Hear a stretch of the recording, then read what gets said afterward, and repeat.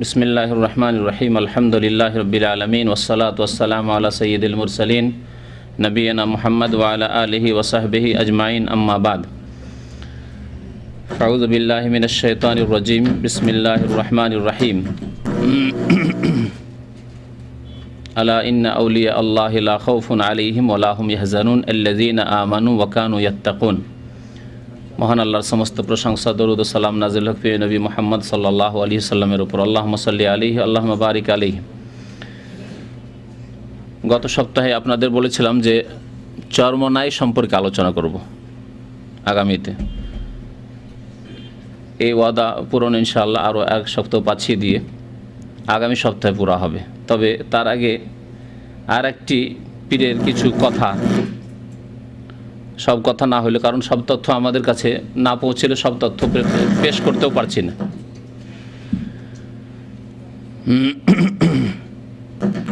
সেই পীর হচ্ছে কি, সরসিনা না সারসিনা? আসলে সারসিনা, ঠিক বলেছে। এই জন্য জিজ্ঞেস করলাম আপনাদেরকে, ওরা লিখছে আসলে সারসিনা। তো সারসিনা বা সরসিনাই ধরেন, খুব সহজ ভাষায়, বিকৃত ভাষা।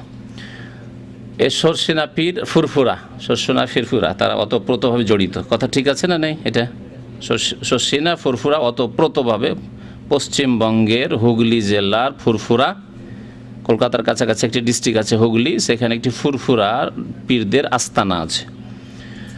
ওই রকমই বাংলাদেশের বরিশালে, হ্যাঁ, সরসিনা, তাদের আস্তানা আছে। এই দুই পীরের ধর্মীয় সম্পর্ক অতপ্রতভাবে জড়িত।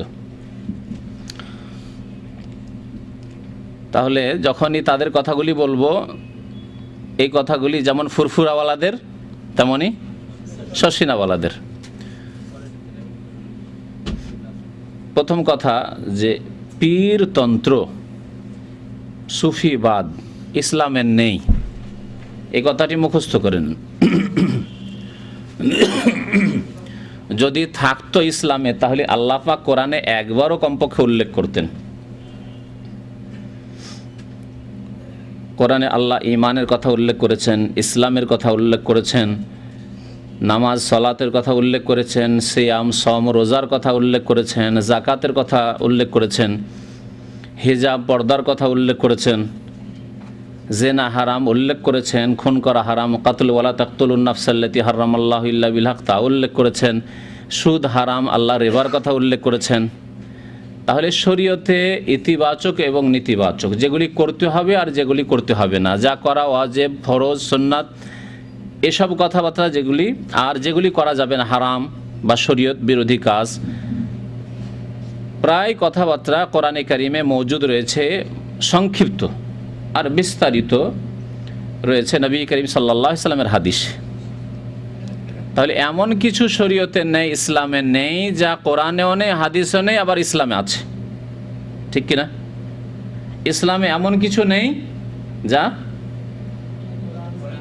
কোরআনেও নেই, হাদিসে নেই, তবুও ইসলামে আছে, এমনটা নেই ইসলামে। অর্থাৎ যদি ইসলামে থাকে তাহলে তা অবশ্যই কোরআনে থাকবে, আর যদি কোরআনে না থাকে, এমন মাসলা হয়, হয়তো ছোটোখাটো মাসলা, যে মাসলা কোরআনে কারিম উল্লেখিত হয়নি, তা কোথায় রয়েছে? নবী করিম সাল্লাল্লাহু আলাইহি ওয়াসাল্লামের হাদিসে রয়েছে, বা সংক্ষেপে ইশারা ইঙ্গিত রয়েছে, বিস্তারিত নেই, তা কোরআনে কারিমে, তবে বিস্তারিত রয়েছে নবী করিম সাল্লাল্লাহু আলাইহি ওয়াসাল্লামের হাদিসে। এ কথা আপনাদেরকে ভালো করে মনে রাখতে হবে যে যা কোরআন হাদিসে নেই তা ইসলামে নেই। কোরআনে কারিমে পীরতন্ত্র নেই, যাকে তারা তাসাউফ বলে, বা সুফিয়াত বা সুফিইজম বলে। কোরআনে কারিম এই শব্দ নেই, শব্দই নেই। মাসলা তো, বিষয় তো থাকা দূরের কথা, বিষয় আলোচনা তো দূরের কথা, এই শব্দই নেই। 2 নম্বরে আছে নবী করিম সাল্লাল্লাহু আলাইহি ওয়াসাল্লামের হাদিসে যতগুলি মাসলা মাসাইলের কথা ইঙ্গিত করলাম, এছাড়াও বহু মাসলা মাসাইল যা কোরআন হাদিসে আছে তাই হচ্ছে শরীয়ত, এবং ইসলামে যা আছে তা কোরআন হাদিসে আছে। নবী করিম সাল্লাল্লাহু আলাইহি ওয়াসাল্লামের হাদিসেও এই তাসাউফ শব্দ নেই। নবী সাল্লাল্লাহু আলাইহি ওয়াসাল্লামের হাদিসেও তাসাউফ মানে পীরতন্ত্র, সুফিবাদ নেই, কোনো হাদিসে নেই। তাহলে আসলো কোথা থেকে? আসলো মিন ওয়াহি শয়তান। ওয়াহি দুই রকম, এর আগে আপনারা শুনে গেছেন ওয়াহি দুই রকম। ওটা আলাদা কিসিম, আলাদা প্রকরণ। সেটা হচ্ছে কোরআনের ওয়াহি আর হাদিসের ওয়াহি। শুনেছেন না শোনেননি? ওয়াহি মাতলু আর ওয়াহি গায়ের মাতলু, মানে যা তেলাওয়াত হয় ওয়াহি, সেটা হচ্ছে কোরআন কারীমের ওয়াহি। আর আরেকটি হচ্ছে গায়ের মাতলু, যা তেলাওয়াত হয় না, মানে কোরআন নাই কিন্তু নবী সাল্লাল্লাহু আলাইহি ওয়াসাল্লামের হাদিস, সেগুলি হচ্ছে ওয়াহি। এই এক প্রকরণ শুনে রেখেছেন। আজকে নতুন আর একটি কিসিম শুনে রাখুন, আল্লাহ কোরআনে উল্লেখ করেছেন। একটি হচ্ছে আল্লাহর ওয়াহি ফেরেশতাদের মাধ্যমে আম্বিয়াগণের ওপর, আর আরেক হচ্ছে ওয়াহিউশ শয়তান, শয়তানের ওয়াহি। এই ভাগ আল্লাহ কোরআনে উল্লেখ করেছেন। এই ভাগ আল্লাহ পাক রব্বুল আলামিন কোরআনে কারীমে উল্লেখ করেছেন। ওয়াকাযালিকা আওহাইনা ইলাইকা রূহাম মিন আমরিনা মা কুনতা তাদরি মাল কিতাবু ওয়ালাল ঈমান ইন্না আওহাইনা ইলাইকা কামা আওহাইনা ইলা নূহি ওয়ান নাবিয়িনা মিন বাদিহি। এই আয়াতগুলিতে আল্লাহ পাক রব্বুল আলামিন নবী করিম সাল্লাল্লাহু আলাইহি সাল্লামকে সম্বোধন করে বলছেন ওয়াকাযালিকা আওহাইনা ইলাইকা রূহাম মিন আমরিনা। এখানে রুহের তাফসির মুফাসসিরিনগণ তাফসিরের কিতাবাদি পড়লে, তাফসির ইবনে কাসির অন্যান্য তাফসির পড়লে দেখবেন যে কোরআন কারীমকে এখানে রূহ বলে আখ্যায়িত করা হয়েছে। কোরআন কারীমের ভাষা, কোরআন কারীমে এখানে কোরআনুল কারীমকে রূহ বলে আখ্যায়িত করা হয়েছে। কোথাও জিবরাইল আলাইহিস সালামকে রূহ বলে আখ্যায়িত করা হয়েছে। আবার আত্মাকেও রূহ বলে আখ্যায়িত করা হয়েছে। তানাজ্জালুল মালায়েকাতু ওয়ার রূহ নাযালা বিহির রূহুল আমিন। সেই ওয়াহী নিয়ে নাযিল হয়েছেন কে? রুহুল আমিন, জিবরাইল আলাইহিস সালাম। তাহলে রুহ জিবরাইল, রুহ কোরআন। তো আল্লাহ পাক বলছেন এইভাবেই অনুরূপ, ওয়াকাযালিকা আওহাইনা ইলাইকা, হে নবী আপনার কাছে ওয়াহী করেছি রূহাম মিন আমরিনা, আমার আদেশের রূহ অর্থাৎ কোরআন কারীম ওয়াহী করেছি। মা কুনতা তাদরি মাল কিতাব ওয়ালাল ঈমান, হে নবী আপনি জানতেন না যে কিতাবি কি হয় আর ঈমানি কি হয়, ইসলাম কি হয়, দ্বীন কি হয়, হালাল কি হয়, হারাম কি হয়, জানতেন না আপনি। যদি আমি না ওয়াহি করতাম। এ ওয়াহি কার? ওয়াহিউল্লাহ, আল্লাহর ওয়াহি। আল্লাহ বলছে ইন্না আওহাইনা ইলাইকা, হে নবী আপনার ওপর ওয়াহি করেছি, আমি আপনার দিকে ওয়াহি করেছি, প্রত্যাদেশ হয়েছে। কামা আওহাইনা ইলা নূহিন ওয়ান নাবিয়িনা মিন বাদিহি, যেমন নূহ আলাইহিস সালামের ওপর ওয়াহি করেছি এবং তারপরে যত নবীগণ এসেছেন তাদের কাছে ওয়াহি করেছি। এই ওয়াহি কোন ওয়াহি? আল্লাহর ওয়াহি, ওয়াহিউল্লাহ। শয়তানের ওয়াহি, ওয়া ইন্নাশ শায়াতিনা লা ইউহুনা ইলা আউলিয়াইহিম লিউজাদিলুকুম, কোরআনে কারীমের আয়াত। হাফেজ সাহেবরা ঠিক না? ওয়া ইন্নাশ শায়াতিনা, নিশ্চয় শয়তানরা কি করে?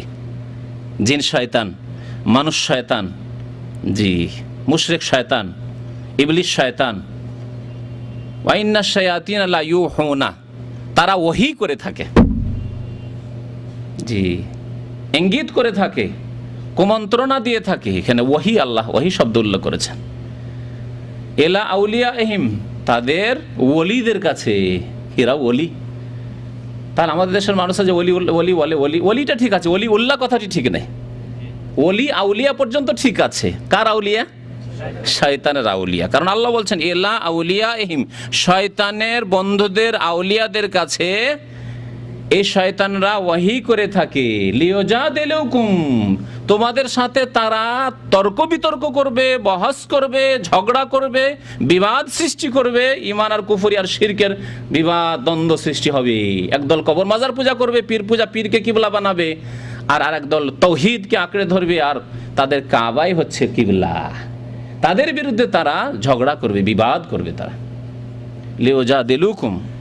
তারপর আল্লাহ বলছেন ওয়াইন আতাতুমুহুম, এদের কথা যদি শোনো, যারা শয়তানের ওলি, পীরকে কিবলা বানিয়ে ফেলেছে, তাদের কথা যদি শোনো, তাদের আনুগত্য করো, ইন্নাকুম লা মুশরিকুন, তাহলে তোমরা মুশরিক হয়ে যাবে। সুবহানাল্লাহ। মাঝে মাঝে এমন এমন আয়াত চলে আসে দিনের কথা বলতে গিয়ে, তখন আমি ওই আয়াত আমার স্মরণ হয়ে যায় যে ওয়ালা রাতবিন ওয়ালা ইয়াবিসিন ইল্লা ফি কিতাবিম মুবিন। ছোট কথা হোক, বড় কথা হোক, শুখা কথা হোক আর তাজা কথা হোক, শুকনো বস্তু হোক আর তাজা বস্তু হোক, কাঁচা বস্তু হোক, এই সুস্পষ্ট কিতাবে কোরআনে কারীমে মওজুদ রয়েছে, বিদ্যমান আছে। কিন্তু অতদূর পর্যন্ত আমাদের ব্রেন যায় না। অনেক সময় খেয়াল চলে সুবহানাল্লাহ, শয়তানের যে ওলি হয় আর শয়তান যে তাদেরকে ওয়াহি করে, এখন দেখেন কোরআনে কারীমে মওজুদ আছে। তাহলে এই পীরতন্ত্র কোত্থেকে আসলো? যদি কোরআনের ওয়াহি না হয়, ওয়াহি মাতলুতেও নেই, ওয়াহি গায়ত মাতলু হাদিসেও নেই, তাহলে কার ওয়াহি? শয়তানের ওয়াহি। ওয়া ইন্নাশ শায়াতিনা লা ইউহুনা ইলা আউলিয়াইহিম লিউজাদিলুকুম ওয়া ইন আতাতুমুহুম ইন্নাকুম লামুশরিকুন। সেসব ওয়াহির মধ্যে একটি হচ্ছে নাল শরীফের ওয়াহি। নাল শরীফ দেখছেন ছবি, শুনেছেন বাংলাদেশে না শোনেননি? হ্যাঁ, নাল মানে জুতো, নবী সাল্লাল্লাহু আলাইহি ওয়াসাল্লামের হ্যাঁ জুতো, কি বলে পাদুকা, পাদুকা মোবারক, এতে লেখা আছে পাদুকা মোবারক। নবী সাল্লাল্লাহু আলাইহি ওয়াসাল্লামের জুতা না, জুতার ছবি, জুতোর ছবির এত বেশি ফজিলত, তাহলে নবী করিম সাল্লাল্লাহু আলাইহি ওয়াসাল্লামের তলোয়ারের কত ফজিলত হতে পারে? তার কেন নকশা করা হয়নি যে তলোয়ার দিয়ে তিনি জিহাদ করেছেন? নবী করিম সাল্লাল্লাহু আলাইহি ওয়াসাল্লামের নাল শরীফের নকশার যদি এত ফজিলত হয়, তো নবী করিম সাল্লাল্লাহু আলাইহি সাল্লামের ছেলে মেয়েদের ছবির কত ফজিলত, হ্যাঁ নাতিদের ছবির কত ফজিলত, হাসান হোসেনের ছবিরই কত ফজিলত। তাহলে মূর্তি পূজা আসলো না? আসলো না? আর হিন্দুদের পূজা তো এইসবই পূজা। হ্যাঁ, হিন্দুরা প্রত্যেক বস্তুর পূজা করে, তাদের থিওরি। দুনিয়ার এমন কোনো বস্তু নেই তার পূজা করে না। তাদের থিওরি হচ্ছে যে প্রত্যেক বস্তুতে কিছু না কিছু ক্ষমতা আছে, কিছু না কিছু ক্ষমতা আছে, আর যখন ক্ষমতা আছে, ক্ষমতার উৎস, তখন তা পূজনীয়। এই থিওরি মাজারপন্থী পীরপন্থীদের মধ্যে চলে এসছে, এই নাল শরীফের পূজারীদের মধ্যে চলে এসছে। লিঙ্গের পূজা করে কি জন্য? বলছে লিঙ্গ না হলে এইসবে জন্মিত নাকি? হিন্দুদের থিওরি। হ্যাঁ, এই জন্য লিঙ্গ পূজা, ইচ্ছে এত মানুষ জন্মার উৎস হচ্ছে লিঙ্গ, সুতরাং লিঙ্গ পূজা আছে হিন্দু ধর্মে। আল্লাহু আকবার, আস্তাগফিরুল্লাহ ওয়া আতুবু ইলাইহি। ইঁদুর পূজা, আরে আপনার মতো লোক পাহাড় কেটে রাস্তা বানাইতে পারে না। হ্যাঁ, আজকাল টেকনিক্যালের যুগ না হতো, যদি প্রযুক্তির যুগ না হতো, বিজ্ঞানের যুগ, তাহলে পাহাড় কেটে রাস্তা হতো না। এই জন্য আজ 1400 বছর থেকে হয়নি, আজকাল সুড়ঙ্গ দেখছেন। কিন্তু এঁদুর, আদম আলাইহিস সালামের যুগ থেকে এঁদুর পাহাড় কেটে রাস্তা বানাইতে পারে। তাহলে ক্ষমতা হলো না এঁদুরের? হিন্দু ধর্মে এঁদুরের পূজা আছে, বাদরের পূজা আছে, হনুমানের পূজা আছে। জি, তো এইরকমই হচ্ছে নাল শরীফের পূজা। এত ফজিলত নাল শরীফের যে কোরআনে কারিমের ফজিলত অত শোনেননি। কোরআন হাদিসে এত ফজিলত কোরআনে কারিমের নেই যত ফজিলত এই নাল শরীফের। নবী সাল্লাল্লাহু আলাইহি ওয়াসাল্লামের পাদুকা মোবারক, জুতা বা স্যান্ডেলের নকশার ফজিলত। স্যান্ডেলের ফজিলত না, স্যান্ডেলের কিসের? নকশার ফজিলতে। নকশাটা দেখে রাখেন, এরকম স্যান্ডেল হয় নাকি আবার? হ্যাঁ,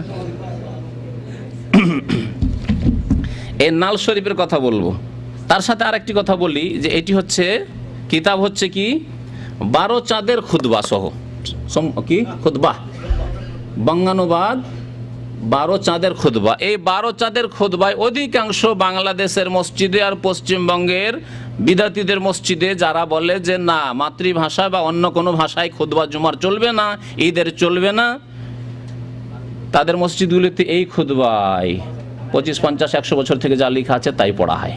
ঠিক আছে, 12 চাঁদের খুতবা। এই 12 চাঁদের খুতবা তৈরি করেছে কারা? ওই সরসিনারায়, কারণ এতে লেখা আছে যে তাদের আদেশে তৈরি হয়েছে। দেখেন তাদের উপাধিগুলি: সারসিনা শরীফের পীরে কামিল আলহাজ হজরত মাওলানা শাহ সুফি নিসারউদ্দিন আহমদ রহ, হ্যাঁ বলা হবে, ঠিক হবে, সেই জন্য রহ বললাম। এর অনুমোদন ও দুয়াই লিখিত, অনুমোদন এবং দুয়াই লিখিত তার খাস শাগিরদের, সম্ভবত জামাই কোন এক জায়গায় লিখেছে, এর মধ্যে যে জামাই লিখেছে। বঙ্গানুবাদ 12 চাঁদের খুতবা ও ওয়াজ শিক্ষা, সারসিনা দারুসন্নাত আলিয়া মাদ্রাসা। দারুসন্না নাম কত সুন্দর, যেন মাসিক মদিনা নাম কত সুন্দর, পত্রিকা ম্যাগাজিনের, কিন্তু মদিনার প্রতিনিধি নয়, বিদাতে ভরা পত্রিকা। তেমনি দারুসন্না, কিন্তু দারুসন্না নয়, আসলে দারুল বিদাহ, দারুল বিদাহ বিদাতি প্রতিষ্ঠান। আলিয়া মাদ্রাসার প্রিন্সিপাল অবসর আলহাজ মাওলানা শরীফ মুহাম্মদ আব্দুল কাদির রহ সাহেব MA কর্তৃক সংকলিত অনুবাদিত। এ হচ্ছে। আর প্রকাশনী সারসিনা প্রকাশনী, সারসিনা প্রকাশনী বাংলা বাজার কি ঢাকা ইত্যাদি। তো এই হচ্ছে 12 চাঁদের খুতবা। 12 চাঁদের খুতবাতে কি আছে গোটা কিতাব পড়লে তো আরও আপনাদের জন্য অনেক কিছুই নিয়ে আসতে পারতাম, কিন্তু সময়ের অভাবে কিছু পড়েছি। কিছু পড়ে যা আকিদা দেখলাম আর যা পড়ে শোনানো হয় তাতে বুঝতে পারবেন যে তাদের ওলামাদের আকিদা কি, শর্ষিনার ওলামাদের, যাদেরকে হক্কানি পীর। আরেকটি কথা এখানে আরো বলে দিই যে বাংলাদেশে বাঙালি সমাজে এক শ্রেণীর লোকেরা যারা পীরপন্থী, পীরপন্থী দুই প্রকার। এক হচ্ছে সব পীর, সবাই পীর কামেল, সব পীরই কামেল। এক শ্রেণীর লোকেরা আছে যে পীর সেই কামেল, তাই না?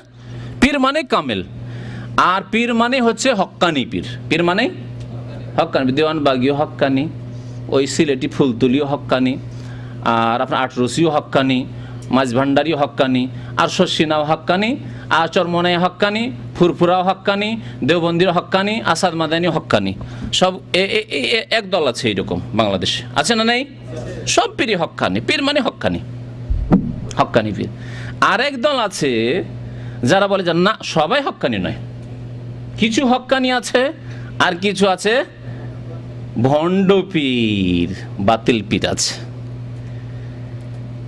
এই ভাগ যেসব লোকেরা করে থাকে, যেসব বিদাতপন্থীরা করে থাকে, তাদের ধারণা যে হক্কানি পীর হচ্ছে চরমনাই পীর, হক্কানি পীর হচ্ছে শর্ষিনা পীর, হক্কানি পীর হচ্ছে ফুরফুরা পীর, হ্যাঁ, হক্কানি পীর হচ্ছে দেওবন্দি পীরেরা, আসাদ মাদানি পীর, মহাজের মাক্কি পীর, এসব হচ্ছে হক্কানি পীর।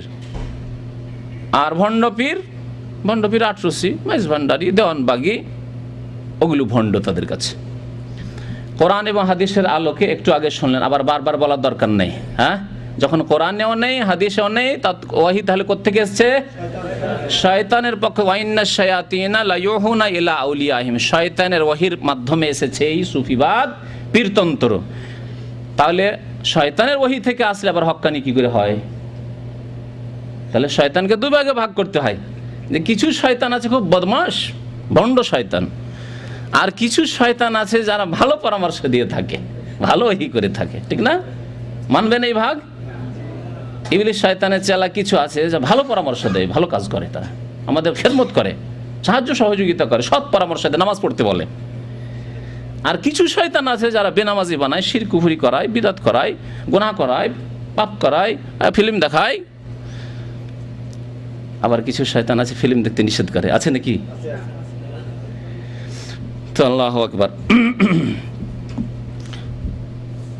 তো এই যাদেরকে হক্কানি পীর বলা হচ্ছে তাদের একজন বা একটা তরিকা হচ্ছে শর্ষিনা তরিকা, ঠিক আছে? আর একটা তরিকা হচ্ছে চরমনাই। চরমনাইটার ওয়াদা থাকলো ইনশাআল্লাহ আল্লাহ যেন তৌফিক দেয় সামনে পুরা করার। ভাবছি সুন্দর করে তাদের কথাগুলি পড়ে তাদের কিতাব থেকে আরো ভালো করে পেশ করা হোক। সামনে যখন এটা চলে আসলো এই সম্পর্কে কিছু কথা শুনিয়ে দেওয়াই ভালো মনে করলাম আজকে, এই শর্ষিনাদের সম্পর্কে। এই খুতবার 12 চাঁদের খুতবার পাতা নম্বর 11, পৃষ্ঠা নম্বর 11-তে খুতবার বিষয়বস্তু হচ্ছে ফি জাতিল্লাহি ওয়া সিফাতিহি তাবারাক ওয়া তাআলা। বাংলায় তর্জমা করছে আল্লাহর জাত ও সিফাতের বয়ান। যারা এর আগে আমার কোর্স করেছেন এখানে আকীদা ওয়াসিতিয়া পড়েছেন, ইমাম ইবনে তাইমিয়া রাহমাতুল্লাহ আলাইহির কিতাব আল্লাহর জাত, আল্লাহর সত্তা এবং সিফাত গুণাবলী সম্পর্কে আকীদা ওয়াসিতিয়া নামক কিতাব বাংলায় অনুবাদও হয়ে আছে, সেই বইটি পড়বেন। তাতে প্রত্যেকটি আকীদার ক্ষেত্রে একটি করে আয়াত আছে অথবা নবী সাল্লাল্লাহু আলাইহি ওয়াসাল্লামের সহিহ হাদিস আছে। এখানে দেখুন কি আকীদা পেশ করা হচ্ছে, যে আকীদার পিছনে কোনো দলিল নাই, না কোরআনের আয়াত না হাদিস। পৃষ্ঠা নম্বর 11-তে লেখক বলছেন যে আল্লাহ পাক রব্বুল আলামিনের গুণাবলী হচ্ছে যে ওয়ালা ইয়াতামাক্কানু ফি মাকানিন, আল্লাহ কোনো স্থানেই নেই। ওয়ালা ইয়াতামাক্কানু, মাকান মানে স্থান, আর তামাক্কুন মানে স্থান গ্রহণ করা। আল্লাহ কোনো স্থানেই নেই। এই হচ্ছে বাংলাদেশের অধিকাংশ মুসলিমদের আকীদা যে আল্লাহর কোনো স্থানই নেই। আপনাদের স্থান আছে, এতটা জায়গায় স্থান, আপনারা সবাই নিজ নিজ জায়গায় ঘিরে রয়েছেন। আমার স্থান আছে, আমি যেখানে আছি, কিন্তু আল্লাহ কোনো স্থানে নেই। আল্লাহ কোথায়? বলছে ডানেও নেই, বামেও নেই, ওপরেও নেই, নিচেও নেই, মাটির তলেও নেই, মাটির ওপরেও নেই, জমিনেও নেই, আকাশেও নেই, কোথাও নেই আল্লাহ। আল্লাহু আকবার। আল্লাহর জাত কোথাও নেই। ওয়ালা ইয়াতামাক্কানু ফি মাকানিন, এই হচ্ছে আকীদা তাদের। এখন কোরআনে কারিমের কথা শুন। কোরআনে কারিম আল্লাহ কি বলছেন? সূরা মুলক। কোনো ভাই যদি কোরআন থাকে, এখানে কোরআন আছে, খুলে আয়াতগুলো বের করেন। কারণ যখন বক্তব্য এরকম করি তখন অনেকগুলি আয়াত নতুন নতুন চলে আসে, আপনারা দেখাইতে পারেন লোকজনকে। হাফেজরা বের করেন সূরাতুল মুলক। হ্যাঁ, কোনো দরকার নেই। ওয়ালা ইয়াতামাক্কানু ফী মাকান, আল্লাহ কোনো স্থানে নেই। বাংলায় তরজমাটা কি করেছে তার তরজমা একটু শুনেই দিই। আমি তরজমা করলাম ওটা। তিনি মানে আল্লাহ। কাল বা তার আগে বলছেন তিনি কোনো নির্দিষ্ট স্থানে অবস্থিত নহেন। তিনি কোনো নির্দিষ্ট স্থানে অবস্থিত নহেন, বাংলায় তরজমা করা আছে। আর আরবিতে খুতবা পড়া হয় জুমায়, ঈদে। জি, মুহররম মাসের দ্বিতীয় খুতবা। মুহররম মাসের দ্বিতীয় খুতবা। আমাকে কেন ধরেছেন? আপনারা ধরে থাকেন। আয়াত নম্বরটা যদি প্রয়োজন হয় বলে দিবেন। আমি আয়াতটা পড়ছি, খুঁজেন। আল্লাহ পাক রব্বুল আলামিন কোরআনে কারীমে ইরশাদ করেছেন, আ'আমিনতুম মান ফিস সামায়ে, আ'আমিনতুম মান ফিস সামায়ে, তোমরা কি নির্ভীক হয়ে গেছো? তোমরা কি ভয় করো না সেই সত্তাকে, সেই সত্তাকে যিনি কোথায় রয়েছেন? ফিস সামায়ে, আকাশে রয়েছেন। হলো কোরআনে কারীমের আয়াত, সূরাতুল মুলক। হবে না, হাফেজরা বললেন সূরাতুল মুলক 29 পারা, প্রথম সূরা। তাহলে আপনি কোনটা নেবেন এখন বলুন? সাধারণ মুসলমান ভাইদেরকে যদি জিজ্ঞাসা করি যে কোরআনে কারীমের কথা নেবেন না 12 চাঁদের খুতবা, হুজুরদের শর্ষিনার পীরদের লিখা, কোনটা নেবেন? কোরআনে কারীম। আ'আমিনতুম মান ফিস সামায়ে, একটি আয়াত শুধু না, কোরআনে কারীমে 7টিরও বেশি আয়াত রয়েছে যেখানে আল্লাহ পাক রব্বুল আলামিন বলেছেন, আল্লাহুল্লাযী খালাকাস সামাওয়াতি ওয়াল আরদা ফি সিত্তাতি আইয়ামিন সুম্মা ইসতাওয়া আলাল আরশ। আল্লাহ সেই সত্তার নাম যিনি 6 দিনে আকাশ এবং জমিন সৃষ্টি করেছেন। সুম্মা, অতঃপর তিনি ইস্তাওয়া আলাল আরশ, আরশে সমাসীন হয়েছেন। আরশ আল্লাহর কোথায়? তাহলে বলছেন আরশেরও কোনো স্থান নেই। তাই বলবেন তাহলে যে আল্লাহর আরশ কোনো নির্দিষ্ট স্থানে অবস্থিত নয়, এই কথা বলবেন? নবী করিম সাল্লাল্লাহু আলাইহি ওয়াসাল্লাম হাদিসে আছে যে আরশ কোথায় আছে? 7 আকাশের উপর আরশ আছে, কুরসি আছে। জি, এবং আরশ কুরসি আল্লাহর এত বিশাল যে ওয়াসিয়া কুরসিয়ুহুস সামাওয়াতি ওয়াল আরশ, 7 আকাশ 7 জমিন সবকে ঘিরে আছে আল্লাহর আরশ, আল্লাহর কুরসি। ওয়াল্লাহু ফাওকাল আরশ, নবী করিম সাল্লাল্লাহু আলাইহি ওয়াসাল্লামের হাদিস আছে আল্লাহ ফাওকাল আরশ। বলেন নবীর কথা নেবেন না শর্ষিনার খুতবা? ওয়ালা ইয়াতামাক্কানু ফি মাকান। আল্লাহ নবী তো বলছেন আল্লাহ কোথায় আছেন? ফাওকাল আরশ। ফাওক মানে কি? আরশের উপরে। আমরা আল্লাহর নাম আসলে কারোর সাথে কোনো দ্বন্দ্ব হলে, তুই আমার উপর জুলুম করলি, এক আল্লাহ দেখছে, এক আল্লাহ দেখছে, ওই দিয়ে কেন ইশারা করেন? আরে শর্ষিনার ভক্তরাও ইশারা করে, ঝগড়া হইলো, কিছু হলে, কোনো কাজ কর্মে করে না? আল্লাহ আছে রে, আল্লাহ আছে, দেখছে, বলে না?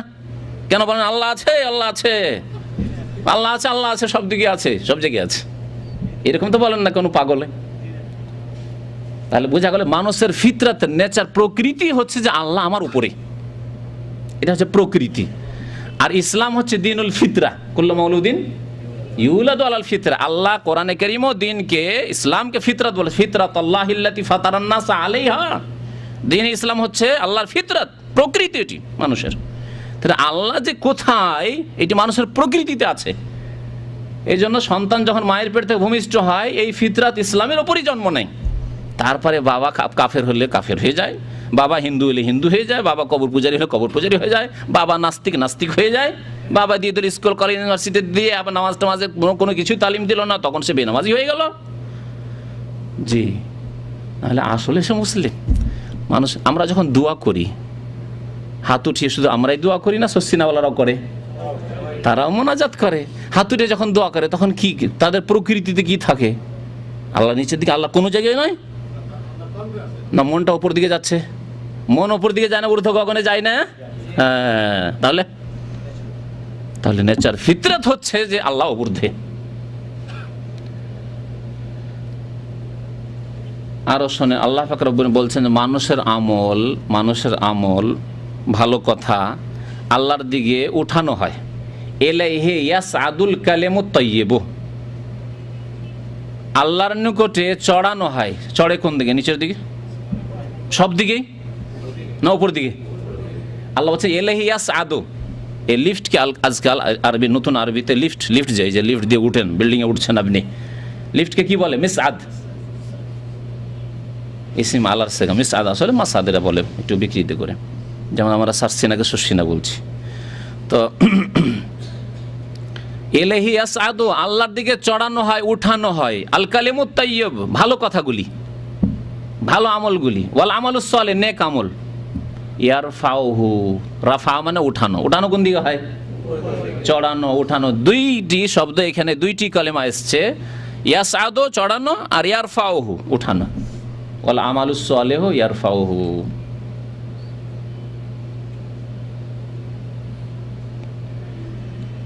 নবী করিম সাল্লাল্লাহু আলাইহি সাল্লাম বলছেন আমলের ক্ষেত্রে যে তো ওরাজুল আমালু ইলাল্লাহ, আল্লাহর দিকে উঠানো হয়, পেশ করানো হয় সপ্তাহে 2 দিন, সোমবার আর বৃহস্পতিবারে। তাহলে আল্লাহ পাক রব্বুল আলামিন ওপর দিকে আছেন, আল্লাহ পাক রব্বুল আলামিন ওপর দিকে আছেন, আরশের উপর সমাসীন আছেন, আকাশের উপরে আছেন, এসব প্রমাণিত হলো। এছাড়াও বহু দলিল রয়েছে। নবী সাল্লাল্লাহু আলাইহি ওয়াসাল্লামের হাদিস, মুসলিম শরীফের হাদিস, একটি মহিলাকে নবী করিম সাল্লাল্লাহু আলাইহি ওয়াসাল্লাম জিজ্ঞেস করলেন। কি জিজ্ঞেস করেছিলেন বলেন? আইন আল্লাহ, আল্লাহ কোথায়? আল্লাহ কোথায়? তখন সেই মাই জবাব দিয়েছিল ফিস সামাই, আকাশে। কোরআনের আয়াত মেলান ওখানে, সূরা মুলকের আমেনতুম মান ফিস সামাই। আর দেখেন নবীর এই হাদিস ফিস সামাই, ওই মেয়ে বলল, দাসী, কোন এক লোকের অন্য লোকের দাসী, সে স্বাধীন করার জন্য পরামর্শ নিতে এসেছে। নবী সাল্লাল্লাহু আলাইহি ওয়াসাল্লাম পরীক্ষা করলেন যে এই দাসীটি মুসলিম না গায়র মুসলিম, মুসলিম না কাফের। যখন বলেন কালাত ফিস সামাই, আকাশে, তখন নবী সাল্লাল্লাহু আলাইহি ওয়াসাল্লাম দ্বিতীয় প্রশ্ন করলেন মান আনা, আমি কে? তখন সেই মেয়ে বলল আনতা রাসূলুল্লাহ সাল্লাল্লাহু আলাইহি ওয়াসাল্লাম, আপনি আল্লাহ রসুল সাল্লাল্লাহু আলাইহি ওয়াসাল্লাম। এই দুইটি প্রশ্ন করে নবী করিম বললেন যে আতে খা ফাইন্নাহা মুমিনা, তার মনিবকে বললেন যে তুমি একে স্বাধীন করে দাও, মুক্ত করে দাও, কারণ এ হচ্ছে ঈমানদার মুমিনা। তাহলে ঈমানের জন্য জানতে হবে, ঈমানের শর্ত হচ্ছে জানতে হবে যে আল্লাহ কোথায়, এবং সহি জানতে হবে। যে ব্যক্তি জানলো নাই সহি যে আল্লাহ কোথায়, কে বলে আল্লাহ কলবে কলবে, কি বলে আল্লাহ সর্বস্থানে সবকিছুতেই, জি, সে ব্যক্তি আল্লাহর ইবাদত করলো না, সে ব্যক্তি আল্লাহর হক আদায় করলো না। ওমা কাদারুল্লাহ হাক্কা কাদারিহি, আল্লাহকে চিনল না সে, আল্লাহকে জানলো না সে। এই একটি আকীদা সম্পর্কে এক কথা হলো। দেখেন 13 নম্বরে কি আছে। 13 নম্বরে যে খুতবা, এটি হচ্ছে মুহররমের খুতবা সালেসা, তৃতীয় খুতবা মুহররম মাসের। ফি সিফাতিহি তাআলা, বলছে আল্লাহর সিফাত সম্পর্কে, আল্লাহর সিফাতের বয়ান। তারপরে ফালিল্লাহি সিফাতুন আযালিয়াতুন কায়েমাতুন বিযাতিহি, বলছে আল্লাহ পাক রব্বুল আলামিনের কিছু গুণাবলী রয়েছে। আল্লাহর সিফাত গুণ মহিমা বর্ণনা করিব। অনাদিকাল হইতে আল্লাহ তাআলার বহু সিফাত গুণ তাহার নিজের সহিত অবস্থিত আছে, মানে আল্লাহর বহু সিফাত অবস্থিত আছে। সেই সিফাতগুলি কয়টি? মাত্র 7টি গুণ আল্লাহর বর্ণনা করেছে এখানে। মাত্র কয়টি? 7টি গুণ বর্ণনা করেছে। এই মতবাদ আল্লাহর মাত্র 7টি গুণ আছে আর বাকি অন্য গুণ নেই, এই মতবাদ হচ্ছে আশআরী মতবাদ, আর এই মতবাদ হচ্ছে মাতুরিদি মতবাদ। জি, ইসলামী মতবাদ নয়, কোরআন এবং হাদিসের মতবাদ নয়। কোরআন হাদিসের মতবাদ, কোরআন হাদিসের যে আপনার খোলাসা সার, সেটি হচ্ছে আল্লাহ পাক রব্বুল আলামিনের বহু গুণ রয়েছে এবং সংখ্যায় 7-এ সীমিত নয়। যে সব গুণ কোরআন দ্বারা প্রমাণিত অথবা নবী সাল্লাল্লাহু আলাইহি ওয়াসাল্লামের সহিহ হাদিস দ্বারা প্রমাণিত, সেগুলির প্রতি আমরা বিশ্বাস রাখব বিনা বিকৃতিতে, বিনা অস্বীকৃতিতে, বিনা তার ধরন সম্পর্কে কিছু বললে ধরন বলতে পারবো না। কিন্তু আল্লাহর গুণ বলা হয়েছে কোরআনে অথবা হাদিসে, আল্লাহর কথায় অথবা নবী সাল্লাল্লাহু আলাইহি ওয়াসাল্লামের কথায়, সুতরাং আমরা তাতে কি করব? ঈমান নিয়ে আসবো, বিশ্বাস করব। এই হচ্ছে আহলে সুন্নাত ওয়াল জামাতের আকীদা। আর আশআরী আর মাতুরিদি আকীদা শুনুন, তাদের আকীদা আল্লাহর কিছু সিফাত রয়েছে, সেই সিফাতগুলি হচ্ছে ওয়াহিয়াল ইলম, একটি হচ্ছে ইলম, ওয়াল কুদরাত, দ্বিতীয় হচ্ছে ক্ষমতা কুদরত, তৃতীয় হচ্ছে ওয়াল হায়াত, মানে জীবন প্রাণ, আল্লাহর হায়াত আছে। চতুর্থ 4 নম্বর হচ্ছে ওয়াল কুওয়াত, শক্তি। জানি না কুদরত আর কুওয়াতে কি পার্থক্য তারা করবে। ওয়াসসাম, এবং 5 নম্বর হচ্ছে শ্রবণ শক্তি, ওয়াল বাসারো দৃষ্টি শক্তি, ওয়াল এরাদাতো আর ওয়াল মাশিয়াতু ইচ্ছা। এরাদা আর মাশিয়াত মানে আল্লাহর ইচ্ছা। এই 7টি গুণ বর্ণনা করেছে। একে বলা হয় সাবআ সিফাত। প্রসিদ্ধ আকীদার ক্ষেত্রে যে বাতিল আকীদা আশআরী এবং মাতুরিদি যে ভ্রান্ত একটি মতবাদ তৈরি হয়েছিল মুসলিম সমাজে, ইউনানি ফিলোসফি অর্থাৎ গ্রিক দর্শন অনুবাদ হয়ে যখন বাদশাহ হারুন রশিদের জামানায় আব্বাসীদের জামানায় আসলো, আর তারপর হারুন রশিদের ছেলে মামুন যখন গোমরাহ হয়ে গেল, পথভ্রষ্ট মুতাজিলা হয়ে গেল, তখন মুতাজিলাদের বিরুদ্ধে আর একটি দল বেরোলো আহলে সুন্নাত ওয়াল জামাত ছাড়া, তারা হলো আশআরী মাতুরিদি। তারা কোরআন এবং হাদিসের দলিলের ক্ষেত্রে দলিলকে পিছনে ছেড়ে দিয়ে তারা জ্ঞান বিবেককে যুক্তিকে প্রাধান্য দিতে লাগলো। তাদেরকে বলা হয় আলেমদের ভাষায় মুতাকাল্লিমিন, তাদেরকে বলা আশআরী মাতুরিদি। এই একটি আল্লাহর গুণাবলী সম্পর্কে গুমরাহ দল, যাদেরই কিতাব পড়া হয় কওমি মাদ্রাসাগুলিতে আর আলিয়া মাদ্রাসার ফাজেলে শারহে আকায়েদ নাসাফে যারা ফাজেল পাশ করেছেন তারা জানেন, আর যারা কওমি মাদ্রাসা পড়েছেন তারা জানেন এই কিতাবের নাম। যাতে এইসব বিভ্রান্তিকর গুমরাহ আকীদায় পড়ানো হয়েছে যে আল্লাহর মাত্র 7টি গুণ আছে। আচ্ছা, এই ক্ষেত্রে মজার কথা আরো শুনে রাখেন, বলি তাদের। তারা বলছে আল্লাহর শ্রবণ শক্তি আছে, আল্লাহর শ্রবণ শক্তি আছে, বাস। এটা তো মেনে নেওয়া যায়, কারণ কোরআনে হাদিসে উযুন শব্দ নেই, কান আল্লাহর আছে এই কথা নেই। সেটা বলবো না, ওটা আমরা বলবো না, চুপ থাকবো। যদি কেউ জিজ্ঞাসা করে আল্লাহ শোনেন, কান আছে কিনা, বলতে পারবো না, আমরা জানি না, কারণ কোরআন এবং হাদিসে উযুন শব্দ ব্যবহার হয়নি। বাসারের ক্ষেত্রে ধরেন, তারা বলছে যে বাসিরুন বেলা বাসারিন, তাদের কিতাবে আছে বাসিরুন বেলা বাসারিন, দেখেন কিন্তু চোখবিহীন। মজার কথা শুনলেন, আল্লাহ দেখেন কিন্তু চক্ষুবিহীন। এটি কোরআনের কথা, হাদিসের কথা, না কোরআনে আল্লাহর চক্ষুর কথা আছে? জি।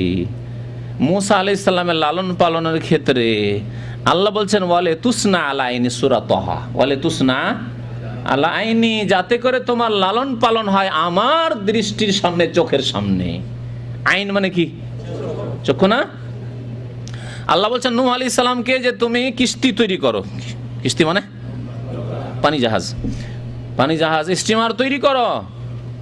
আল্লাহ বলছে আনিস নাইল ফুলকা বে আয়ুনিনা ওয়া ওয়াহিয়িনা, তুমি পানি জাহাজ, জলজাহাজ তৈরি করো বে আয়ুনিনা, আমার চোখের সামনে। আল্লাহ বলছেন আয়ন, আইনের জামা হচ্ছে আয়ন, আমার চোখের সামনে। ওয়া ওয়াহিয়িনা, আমার আদেশ ক্রমে, আমার আদেশে আমি আদেশ করছি তুমি তৈরি করো। কি হবে না হবে, শুকনো জায়গায় পানি নেই, কিচ্ছু নেই, নদী নেই, সমুদ্র নেই, কিচ্ছু নেই, যখন শুকনো জায়গায় পানি জাহাজ তৈরি করছেন নূহ আলাইহিস সালাম, তখন এলাকার লোকেরা কাফের মুশরিক বিদ্বেষী শুধু ঠাট্টা মজাক। কি করবে? বালিতে জাহাজ চালাবে নাকি?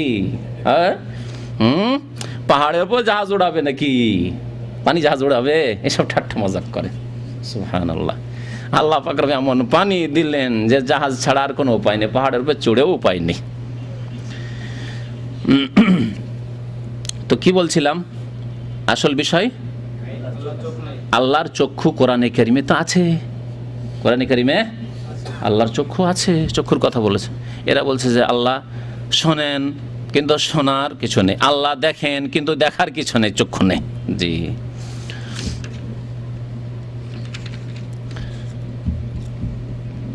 তারপর আর একটি কথা, তার ইসলাম বিরোধী আকীদা বুঝতে পারলেন কিনা এই খুতবায়? আর একটি আকীদা 14 নম্বর পৃষ্ঠায়, ওয়াল কালাম বেগাইরিল হুরুফি ওয়াল আসওয়াত, আল্লাহ কথা বলেন। আল্লাহর একটি গুণ হচ্ছে কথা বলা। আল্লাহর গুণ কথা বলা, কিন্তু কথা বলেন বিনা অক্ষরে আর বিনা সাউন্ডে, বিনা আওয়াজে। শুনলেন কেমন মন্ত্রতন্ত্র, যা বোধগম্য নয়, বুঝাই যায় না। আল্লাহ কথা বলেন, আওয়াজ হয় না। আল্লাহ কথা বলেন, কোনো অক্ষর হয় না, অক্ষর ছাড়া। এটা ইসলামিক আকীদা। আওয়াজ ছাড়া যদি আল্লাহর কথা হয়, তো মুসা আলাইহিস সালামের সাথে যখন কথা বলছিলেন, আপনাদের জিজ্ঞেস করি এখন, কারণ আপনাদেরকে যদি একেবারে খুব মুশকিল করে বলি, উদাহরণ না দিয়ে, তাহলে বুঝতে পারবেন না, তাই না? সূক্ষ্ম কথা, বোধগম্য কথা নাই। তাহলে আপনাদের বোধগম্য করার জন্য এখন আসি। মুসা আলাইহিস সালামের সাথে কথা বলেছেন আল্লাহ পাক রব্বুল, কোথায়? তুর পাহাড়ে। যখন ওখানে গেলেন মুসা আলাইহিস সালাম বিবিকে নিয়ে, তখন আল্লাহ পাক রব্বুল আগুনের মতো দেখলেন, আগুনের প্রয়োজন ছিল, আগুনের জন্য দৌড় দিয়ে গেলেন। আগুন কোথায় পাবে? আল্লাহ বলছেন ইন্নী আনাল্লাহ, আমি আল্লাহ। জি, ফাখলানা আলাইকা ইন্নাকা বিল ওয়াদিল মুকাদ্দাস তুয়া। তারপরে আল্লাহ পাক রব্বুল কথা বলছেন তার সাথে, এসব কথাবার্তা বলছেন। মুসা আলাইহিস শুনতে পাচ্ছেন না? শুনতে পাচ্ছেন। আল্লাহ পাক রব্বুল আলামিনের কাছে আরেকবার যখন তাওরাত নিতে গেলেন তো আল্লাহ পাক রব্বুল আলামিন কথা বলছেন, মুসা আলাইহিস সালাম শুনছেন, ঠিক না? আচ্ছা, কোরআনে কারিমে আরো ঘটনা আছে মুসা আলাইহিস সালামের কথা বলার। এবার আল্লাহকে দেখতে চাইলেন। মুসা আলাইহিস সালাম কি বলেন? রব্বি আরিনি আনজুর ইলাইক, আল্লাহ তোমাকে দেখতে চাই। আল্লাহ বলছেন লান তারানি, আমাকে দেখতে পারবেন না। তাহলে কথা শুনছেন, যদি আওয়াজ না থাকে তো কেমন করে বুঝছেন যে আল্লাহ কথা বলছেন? এতে ওই হিন্দুদের এক মন্দিরে ছাপিয়ে রেখেছে, রামায়ণ সামনে করে রেখেছে, কাশীর মন্দিরে। আমি যেহেতু বেনারসে পড়াশোনা করতাম, তো তামাশা দেখতে গিয়ে দেখি যে ওই রামের ছবি ছাপিয়ে রেখেছে, মানে এই মূর্তি আর কি, মূর্তি বানিয়ে রেখেছে, বসে আছে মূর্তির, আর সামনে যেমন পাঠ করে ওই রকম সামনে আপনার রেহেলের ওপরে যেমন দেয় ওই রকম করে রামায়ণ রাখা আছে। আর মনে হচ্ছে ইলেকট্রিক এমন লাগা আছে সিস্টেম, মনে হচ্ছে যে পাতা উল্টে না, কিন্তু পাতা উল্টিছে মনে হচ্ছে। আর বিদ্যুৎ লাগানো আছে ওই এতে মূর্তিতে, মনে হচ্ছে মুখ নড়ছে, কোনো আওয়াজ হয় না, পড়ার আওয়াজ হয় না, কিন্তু মুখ নড়তে আছে, মুখ নড়ছে। তাহলে আল্লাহ পাক রব্বুল আলামিন যদি এইরকমই কথা বলে থাকেন এদের কথা মোতাবেক, যে ওয়াল কালাম ও বেগাইরুল হুরুফে ওয়াল আসওয়াতে, আল্লাহর কালাম তো আছে, আল্লাহ তো কালাম করেন, কিন্তু হরুফও নেই, অক্ষরও নেই, আর আওয়াজও নেই। তাহলে আল্লাহর কথা কি এইরকমই ছিল নাকি? হ্যাঁ, মুখ নড়ানো শুধু? হ্যাঁ, তাহলে মুসা আলাইহিস সালাম কেমন করে বুঝছেন আল্লাহর কথা? লান তারানি, আল্লাহ আমি দেখতে চাই, কেমন করে বুঝছেন এসব কথা?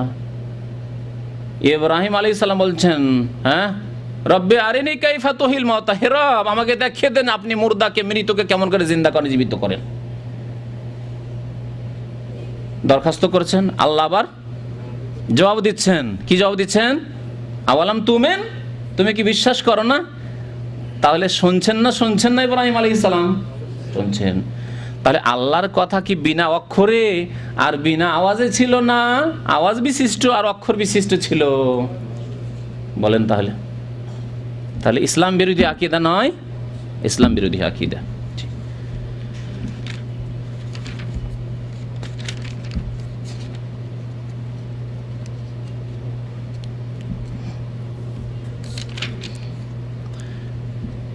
বিশ নম্বর পৃষ্ঠায় লিখছে অনেক ভ্রান্ত আকীদা আছে, তার মধ্যে একটি আকীদা লিখছে ওয়াল ঈমানু লা ইয়াজিদু ওয়া লা ইয়ানকুসু, ঈমান বাড়েও না আর কমেও না। শুনলেন? এটি কার কথা? কোরআন হাদিসের কথা? এটি হচ্ছে 12 চাঁদের খুতবার কথা। ওয়াল ঈমানু লা ইয়াজিদু ওয়া লা ইয়ানকুসু, ঈমান বাড়েও না আর কমেও না, সমান থাকে একেবারে, আর সবারই ঈমান সমান। এই ভ্রান্ত আকীদা সম্পর্কে আহলে সুন্নাত ওয়াল জামাতের উলামারা বলেছেন, তাহলে আবু বকর সিদ্দিকের ঈমান আর এক চোরের ঈমান সমান নাকি?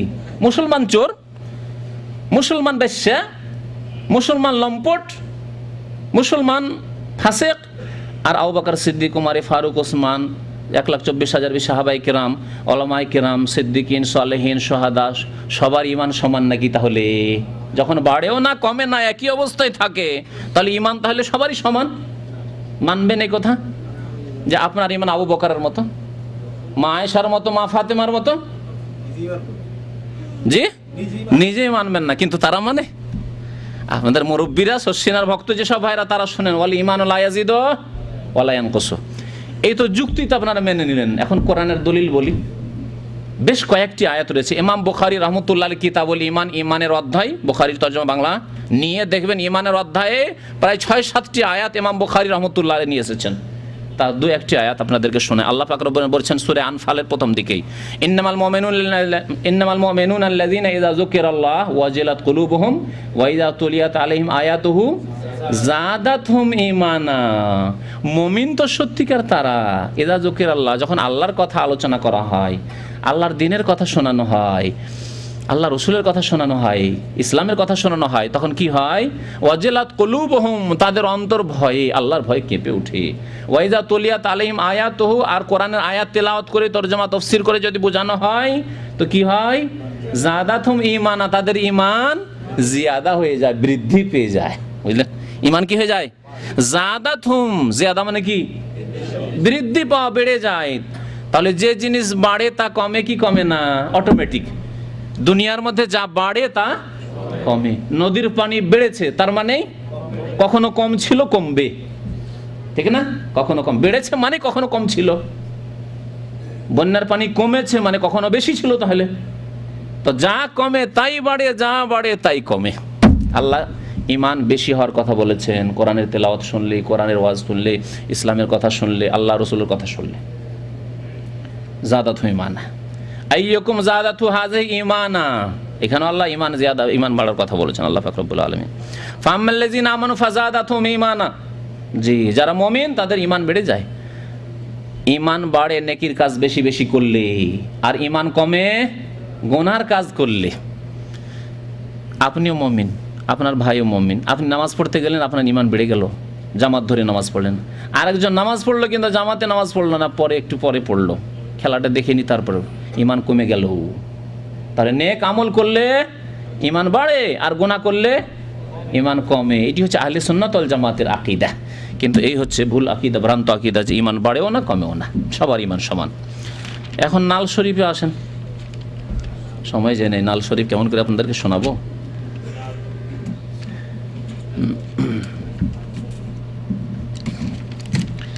নালাইন শরীফের নকশা মোবারক, নিচে লেখা আছে নালাইন শরীফের নকশা মোবারক। এর ফজিলতগুলি সংক্ষেপে খুব শোনানো যাক আপনাদের।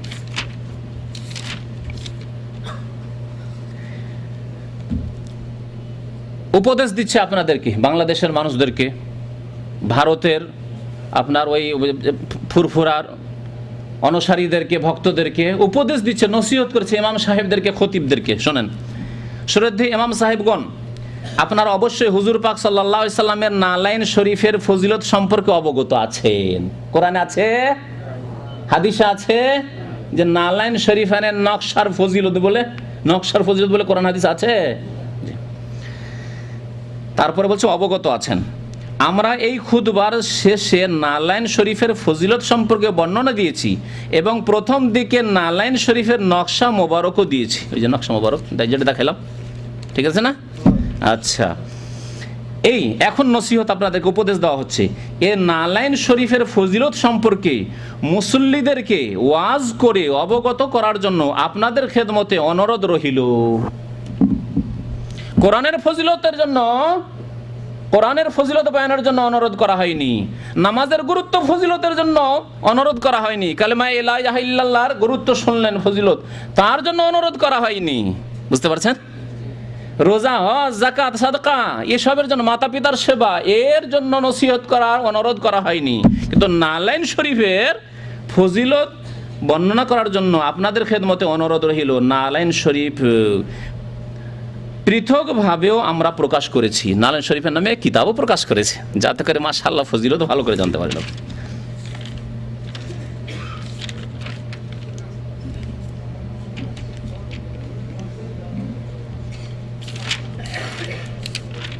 উল্টো দিক থেকে যাচ্ছে, এদিক থেকে যাচ্ছে তো।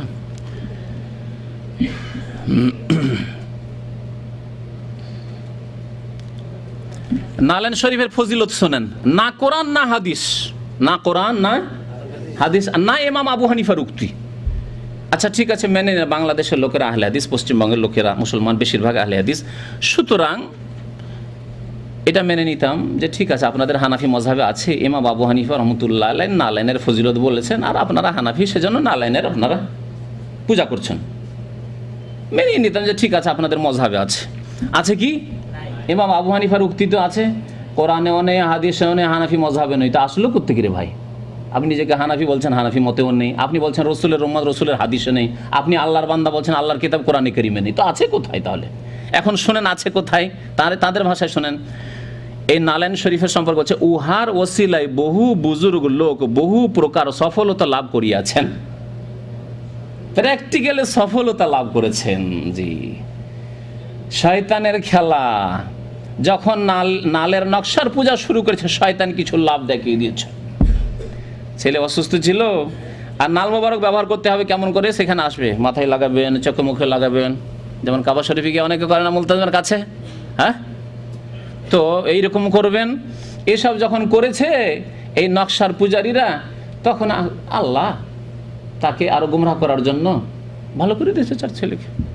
বা হয়তো অভাবী ছিল, শয়তান এমন সাহায্য করেছে যাতে সে সুখী হয়ে গেছে, হয়তো দুনিয়ার ক্ষেত্রে আপাতত কিছু লাভ হাসিল হয়ে গেছে, অনেক ফল পেয়ে গেছে নালেন শরীফের। এইভাবে শয়তানের গুমরাহির শিকার হয়েছে এরা।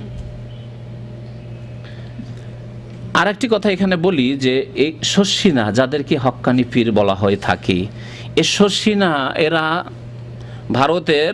ভারত উপমহাদেশ, ভারত, বাংলাদেশ, পাকিস্তানের তরিকতগুলি সম্পর্কে এর আগে কয়েকদিন আলোচনাতে বলেছি যে 5টি দল, হানাফিরা 5 দলে ভাগ হয়েছে, তাই না? তার মধ্যে একটি দল হচ্ছে দেওবন্দি, আরেকটি হচ্ছে বেরলভী। দেওবন্দি আর বেরলভীতে এত কম দল, অথচ এরাও নিজেকে হানাফি বলে, হ্যাঁ, আর এরাও বলে মযহাবে আমরা হানাফি। এরাও বলে যে আমাদের মধ্যে 4 তরিকা আছে, নকশবন্দি, চিশতি, কাদেরি, সাহারওয়ার্দী। দেওবন্দিরাও বলে, আর বেরলভীরাও বলে যে নকশবন্দি, সাহারওয়ার্দী, চিশতি, কাদেরি এগুলি তরিকা আমাদের মধ্যে আছে। এতগুলি সব ক্ষেত্রে এক থাকা সত্ত্বেও এমন তুমুল লড়াই তাদের মধ্যে যে দেওবন্দিরা বেরলভীদেরকে কাফের বলেছে, আর বেরলভীরা দেওবন্দিদেরকে কাফের বলেছে।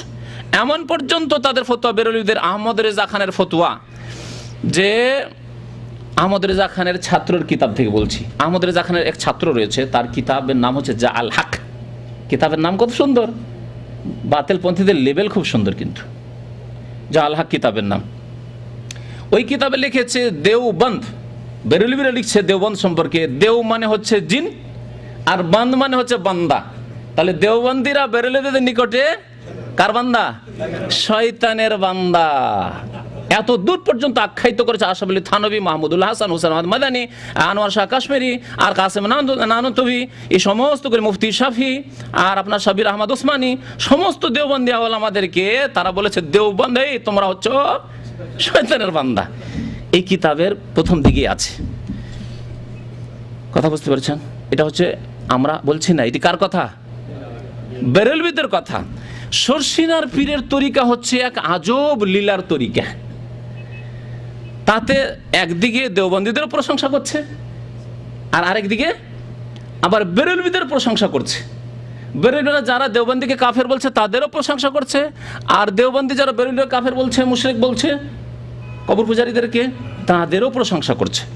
দেওবন্দীদের শীর্ষস্থানীয় নেতাদের মধ্যে বা লেখকদের মধ্যে একজন হচ্ছেন হাকিমুল উম্মত, তার নাম কি? আশরাফ আলী থানভী। আর বেরলভীদের শীর্ষস্থানীয় নেতা, তাদের ইমাম হচ্ছে আহমদ রেজা খান বেরেলভী, বেরেলি শহরের একজন তাদের কবর পূজারী আলেম।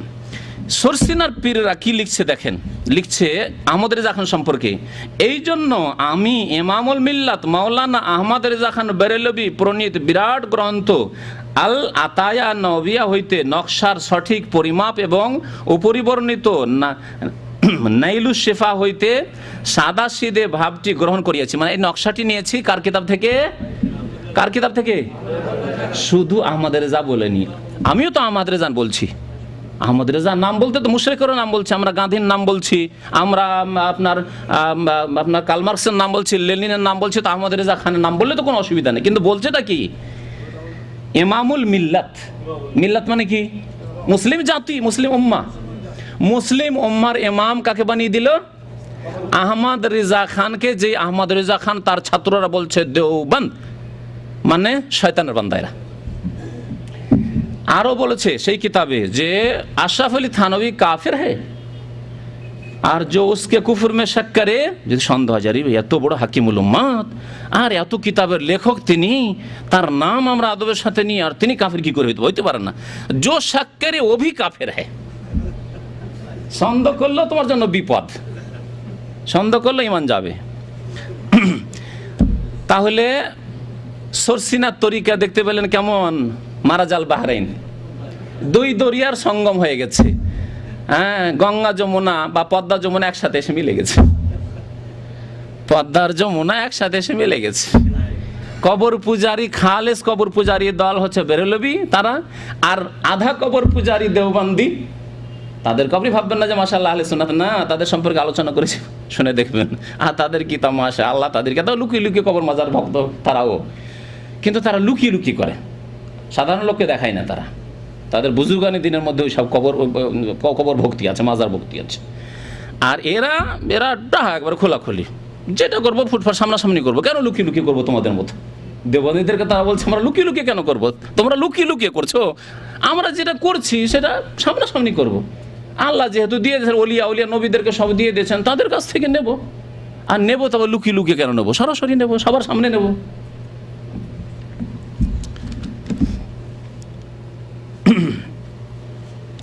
নালেন শরীফের ফজিলত এখন শোনায়। আল্লামা মুহাদ্দিস হাফেজ তিলমিসাই লিখেছে, তিলমিসানি আসলে এক বিদাতি ছিল, তার কথা বলছে।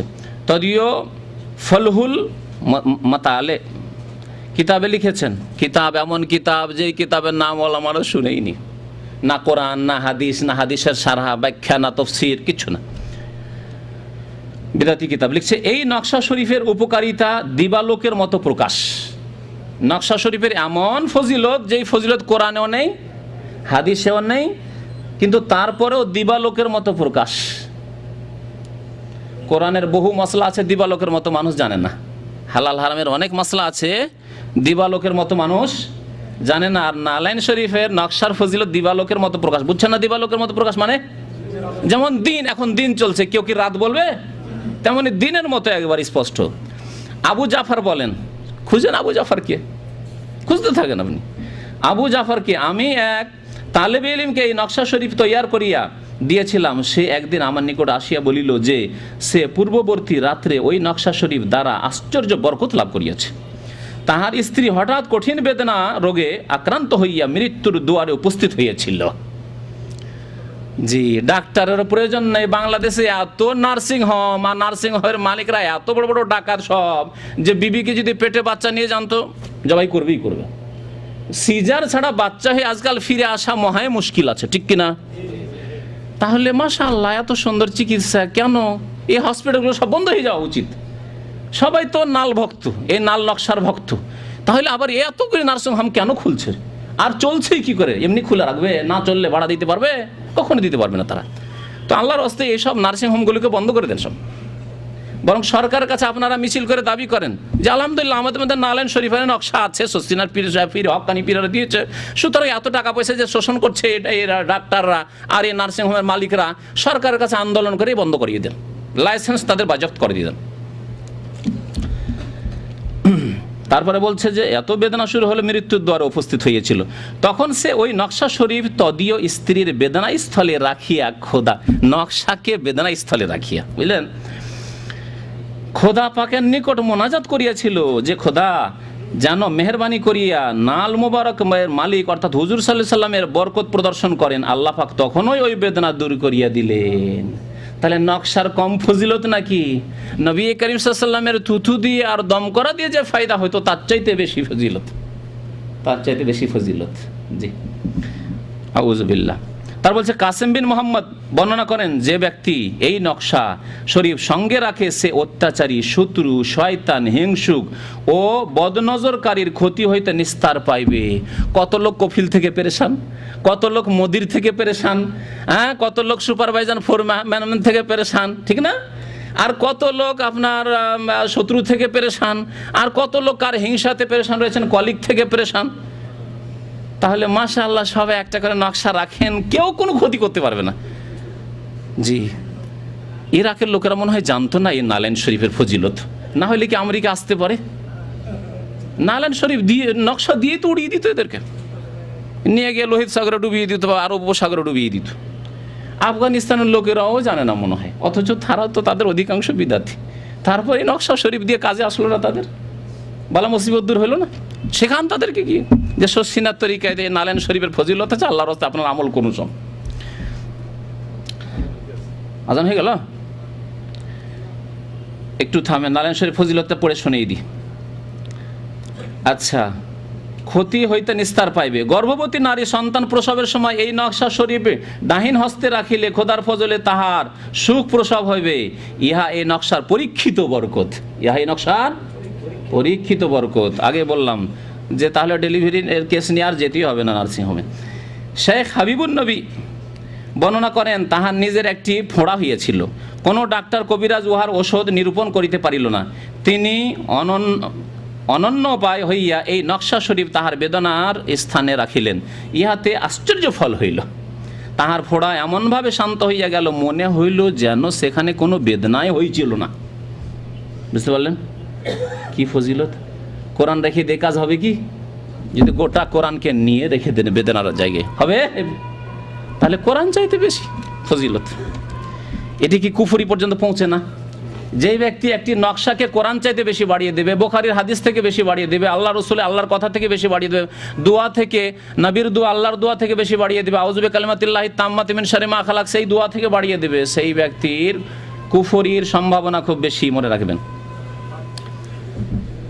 গ্রন্থাকার নিজের কথা উল্লেখ করিয়া বলেন, একটু শুনে নেন। আমরা একবার সামুদ্রিক ভ্রমণে বাহির হইয়াছিলাম, হঠাৎ এমন বিপদে পতিত হইলাম যে সকলেই জীবন সম্পর্কে হতাশ হইয়া পড়িলাম। আমি তখন তাড়াতাড়ি এই নকশা শরীফ মাঝির নিকট পাঠাইয়া দিলাম। মাঝিকে নকশা পাঠিয়ে দিল। উহার ওসিলা নিয়ত করিতে বলিলাম, তখনই আল্লাহ তাআলা ক্ষমা করিলেন। ঝড় তুফান সব শেষ হয়ে গেল, আর একেবারে নাজাত পেয়ে গেল সমুদ্র থেকে। মোহাম্মদ জাজারি বলেন, যে ব্যক্তি নিজের সঙ্গে এই নকশা শরীফ রাখিবে সে সমস্ত মখলুকাতের নিকট প্রিয় হইবে। ভালোবাসা নিতে চাইলে এই করতে হবে। এবং স্বপ্নে, আরো শুনেন ফজিলত শুনেন, এবং স্বপ্নে হুজুর সাল্লাল্লাহু আলাইহি সাল্লামের দর্শন লাভ করিবে। জি, কোরআন হাদিসে আর কোনো চিকিৎসা নেই নবীকে পাওয়ার স্বপ্নে, কিন্তু এই নাল শরীফ। জি, যে কাফেলার সঙ্গে এই নকশা থাকিবে তাহা লুটতারাজ হইবে না, নিরাপদ থাকিবে। বাংলাদেশে যখন যাবেন, শোনেন ভাইরা, শোনেন, আপনারা খান আর চুপচাপ শোনেন, যখন যাবেন লাগেজের সাথে একটা নকশা শরীফ, নাল শরীফের নকশা রেখে নেবেন, তাহলে রাস্তাতে যে চিন্তা করে লুটপাট হবে না। ফজিলত বয়ান করছে। জি, আরো শোনার কথা বলিয়েন না। যে মালপত্রের মধ্যে উহা থাকিবে তাহা চোরের উপদ্রব হইতে রক্ষা পাইবে। বাড়িতে রেখে দিবেন, চুরি হবে না। যে নৌকায় এই নকশা শরীফ থাকবে সেই নৌকা আমানে থাকিবে, ফলতে এই উদ্দেশ্যে এই নকশা শরীফের ওসিলা অবলম্বন করিবে, উহা পূর্ণ হইবে। এই সমস্ত বর্ণনা সব তাদের বুজুর্গানের দিন থেকে নেওয়া হয়েছে। এই ছিল বেশ কিছু ফজিলত। জি, আচ্ছা, নাল মোবারক কি করতে হয় বলছে? এই নাল মোবারক আমার মাথার উপর রাখিয়াছি, মাথার উপর রাখতে হবে। আর কি করতে হবে? নিজ মুখমণ্ডলে সসম্মানে লাগাইবে, মুখে ঘুষবে, ছেলে মেয়েদের মুখে ঘুষবে, তাহলে এইসব ফজিলত হাসিল করতে পারবে। এই ছিল নাল পূজা, নাল নকশা পূজার বয়ান। আল্লাহ যেন আমাদেরকে শিরক থেকে, কুফরি থেকে, বিদআত থেকে বেঁচে থাকার তৌফিক দান করেন, বলুন আমিন। আল্লাহ আমাদেরকে শিরক বুঝে তাদের থেকে আল্লাহ উদ্ধার করেন। আল্লাহ আমাদেরকে একমাত্র তার ইবাদত বন্দেগী করার তৌফিক যেন দান করেন, আমিন। সাল্লাল্লাহু আলা নবিয়িনা মুহাম্মদ ওয়া আলা আলিহি ওয়া সাহবিহি আজমাইন। মসজিদ নাই যে মসজিদে কিতাব নাই? হ্যাঁ, নালের ছবিটা নিয়েছেন? নাল শরীফ, শুধু নাল বললে বেয়াদবি হয়ে যাবে।